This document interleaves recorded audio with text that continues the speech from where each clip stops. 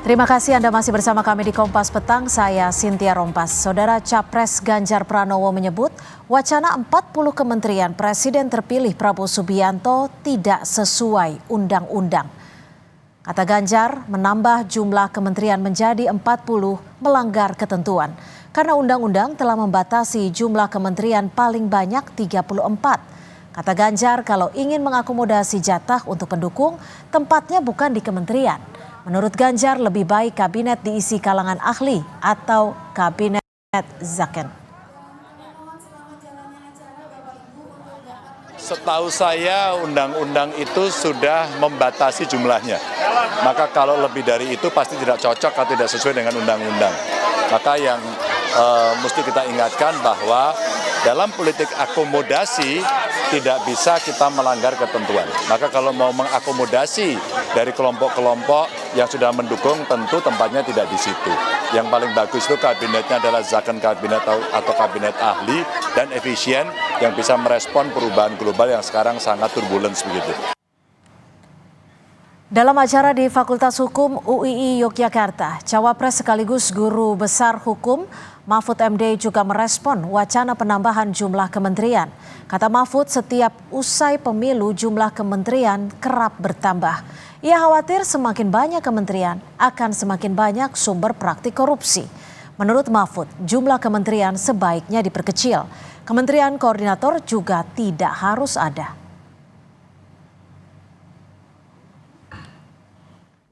Menteri dulu kan 26, jadi 34, nah ditambah lagi. Besok pemilu yang akan datang tambah lagi jadi 60, pemilu lagi tambah lagi. Karena kolusinya semakin meluas dan semakin minta rusak nih negara. Yang sebenarnya sih di Amerika aja menterinya berapa tuh, cuma 14. Saya perhalus, Kemenko tidak harus ada sesuai dengan undang-undang. Akhirnya rumusannya begitu, tapi semangatnya bukan terus bagi-bagi kekuasaan gitu. Semangatnya itu membatasi jumlah-jumlah pejabat setingkat menteri. Karena semakin banyak itu semakin banyak sumber korupsi, itu semua anggaran.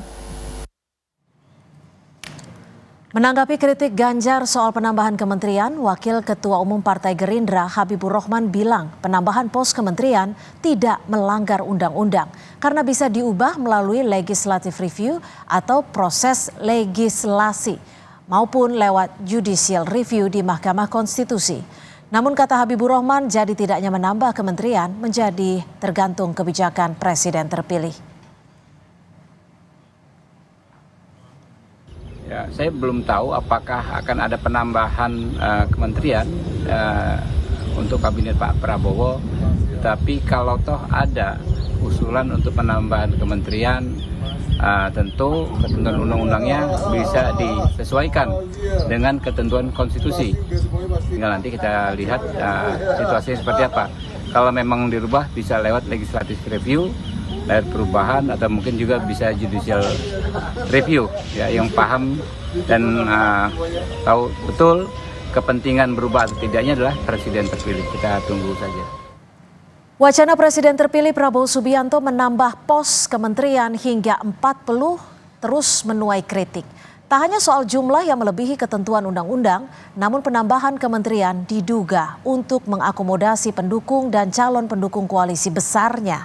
Untuk membahasnya sudah ada Daniel Anzar Simanjuntak, juru bicara Prabowo Subianto, Bivitri Susanti, dosen STHI Jentera, dan pengamat politik Adi Prayitno, Direktur Eksekutif Parameter Politik. Selamat sore Mbak Bivitri, Mas Daniel dan Mas Adi, terima kasih sudah bergabung bersama kami di Kompas Petang. Selamat sore. Sore Mbak. Baik, saya ke Mas Daniel dulu. Mas Daniel, ini wacana penambahan pos kementerian menjadi 40 awal mulanya ide siapa nih Mas Daniel? Pertama saya tidak tahu ini terkait dengan ada isu sebutlah begitu, kemudian seolah-olah ada sesuatu yang pasti terkait dengan penambahan 40 kementerian, sumbernya dari mana. Sampai dengan detik ini kami tidak tahu. Yang jelas hari ini, per detik ini Pak Prabowo masih berusaha menderifikasi semua visi, misi dan program beliau dalam bentuk institusi, artinya menginstitusionalisasikan program-program beliau. Artinya program-program ini akan diakselerasi di institusi mana, dan kemudian bagaimana merevitalisasi institusi, kementerian, dan badan yang sudah ada pada saat ini. Pak Prabowo masih dalam upaya menderifikasi semuanya itu, belum dalam dalam kesimpulan untuk menambah kementerian atau mengurangi kementerian. Jadi kalau kemudian ada pemisahan, kemungkinan iya, artinya ada pemisahan kementerian yang tadinya satu kemudian dipisahkan atau ada penggabungan. Nah, itu sudah mulai dibahas. Nah, terkait dengan misalnya ada program-program yang menjadi program utama dan unggulan, nah itu juga memang sedang dibahas. Tapi kemudian apabila ada 40 kementerian, hal itu semua masih dalam proses pembahasan dan belum ada keputusan satupun terkait dengan hal tersebut. Oke, Mas Hadi, kalau dilihat dari hitung-hitungannya ini jika memang ditambah pos kementeriannya ini untuk mengakomodir jumlah yang begitu besar dari parpol pendukung, atau memang murni untuk akselerasi kinerja, percepat realisasi visi misi Prabowo Gibran? Ya, saya kira kalau kita membaca kecenderungan sentimen pembicaraan publik, ketika muncul isu soal penambahan jumlah nomenklatur kementerian, tentu ini dikaitkan dengan soal kemungkinan politik akomodasi.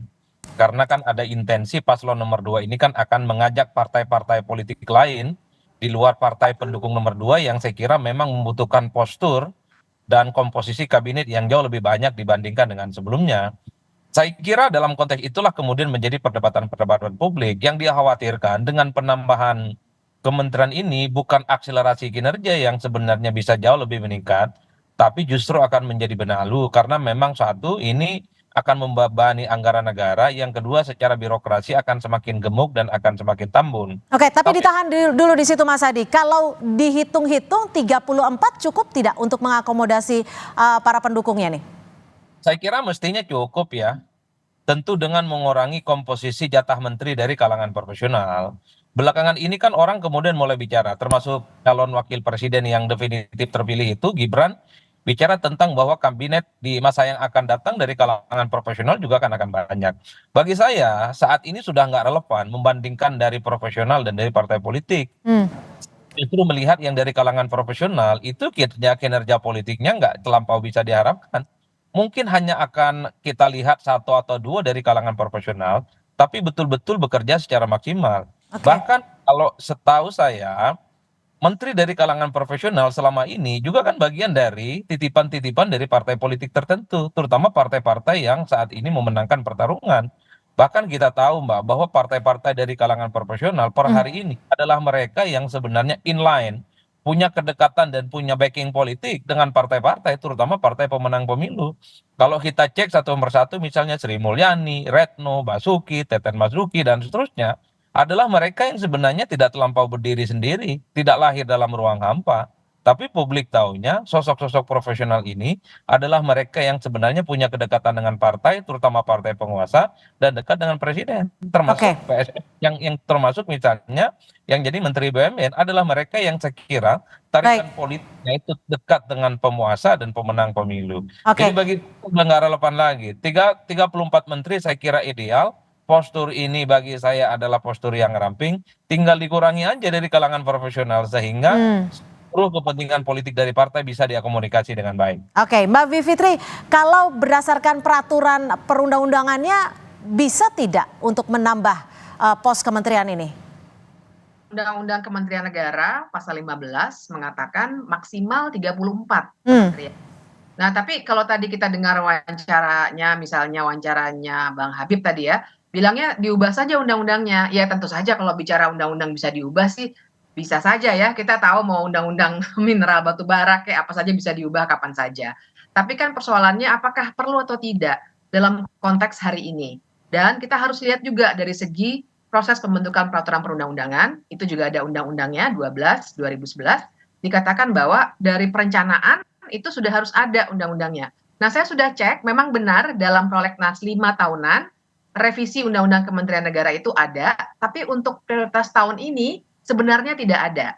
Jadi kalau mau dipaksakan lewat DPR, maka sebenarnya akan ada, kalau dipaksakan tahun ini ya, maka sebenarnya akan ada melangkahi proses atau tahapan yang normal. Karena sebenarnya dia tidak masuk perencanaan tahun ini. Nah, tapi kan pertanyaannya itu lagi, apakah memang dibutuhkan atau tidak? Karena kita harus lebih lurus ya, fokus melihatnya. Kinerja itu tidak ditentukan oleh kuantitas, tapi kita lihat kewenangannya. Tapi menurut Anda dibutuhkan tidak dari perspektif Anda?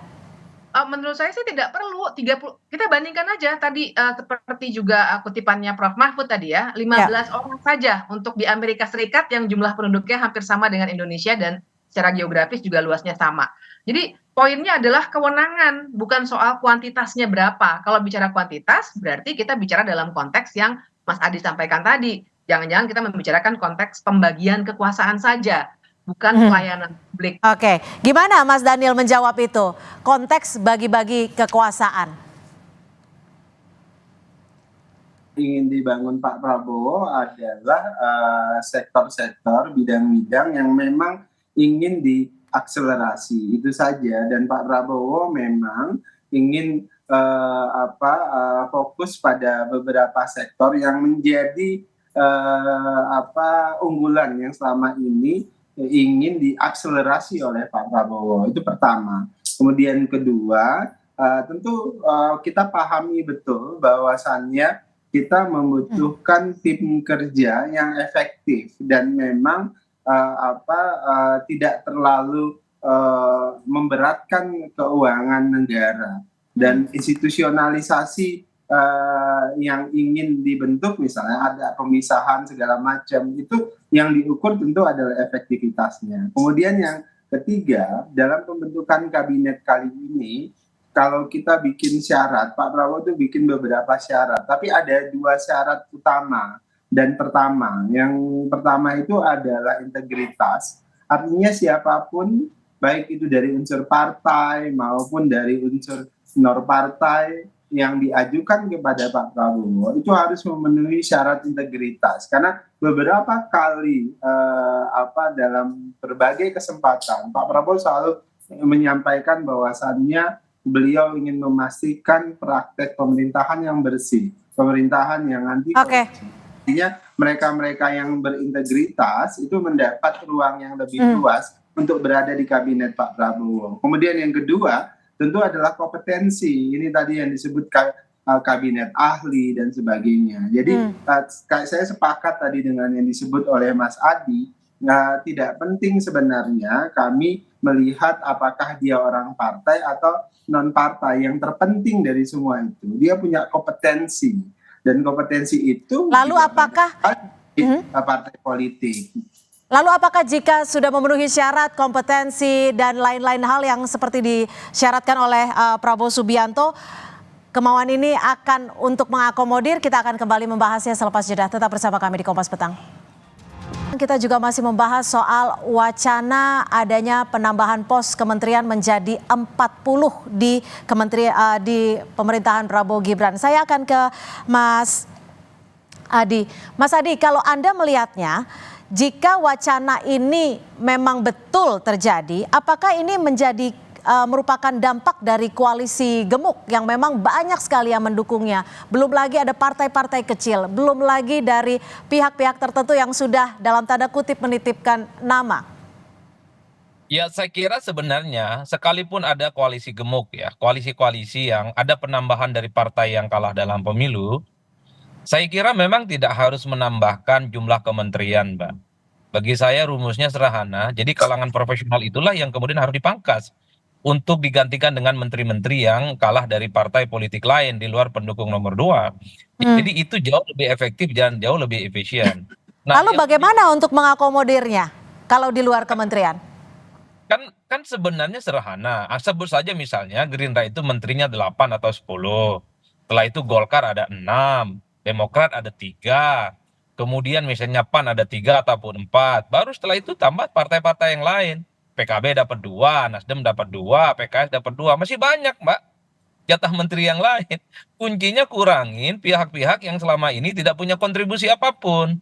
Cuman problemnya banyak menteri yang sebenarnya titipan atas nama kalangan profesional, atas kalangan di luar non partai, tapi dia sebenarnya berafiliasi dengan kepentingan politik ya, terutama partai politik ataupun bahkan Hmm. partai-partai penguasa yang selama ini cukup determinan bisa menentukan siapa yang menjadi menteri. Mhm. Oleh karena itu bagi saya sebenarnya kalau mau perdebatannya agak sedikit lunak, selama ada jaminan bahwa penambahan nomenklatur kementerian itu bisa menggaransi bahwa kinerja menteri itu bisa maksimal secara 100%, bisa kerja ngebut ya 400%, saya kira jangankan 40, 100 kementerian pun pasti publik tidak akan ramai. Cuman kan problemnya kalau tak ada garansi dengan penambahan nomenklatur kementerian itu, menteri-menterinya itu kerjanya underperform, tidak maksimal, dan bahkan biasa-biasa saja, tentu wajar kalau kemudian nomenklatur kementerian yang ditambah ini Hmm. hanya sebatas akomodasi Hmm. politik. Oleh karena itu Bang Dhanil bagi saya, kalau memang betul mau ditambahkan jumlah menterinya, dengan catatan wajib hukumnya menteri yang ditambahkan ini mampu bekerja dengan baik, mengakselerasi visi misi yang sudah dibuat oleh Prabowo dan Gibran, tentu untuk menuntaskan supaya keinginan-keinginan untuk menjadikan Indonesia sebagai Hmm. negara yang tak lagi terjebak dalam middle income trap itu bisa diwujud. Tapi Oke. itu lagi, kalau nambah menteri, kinerjanya nggak benar, nggak maksimal, wajar kalau kemudian penambahan menteri ini justru akan menjadi benalu dan merusak bagaimana tatanan sistem politik dan tatanan hukum di undang-undang itu diubah. Baik, Hanya saya ke sekedar Mbak untuk Bivitri. menjadi- Mbak Bivitri, kalau menurut Anda sendiri wacana ini bisa tidak atau mungkin terganjal tidak mungkin dari pihak oposisi atau dari PDIP, dan jikalau tidak terakomodir penambahan kursi atau pos menteri ini, ada tidak dampak politik yang akan dirasakan Prabowo Gibran?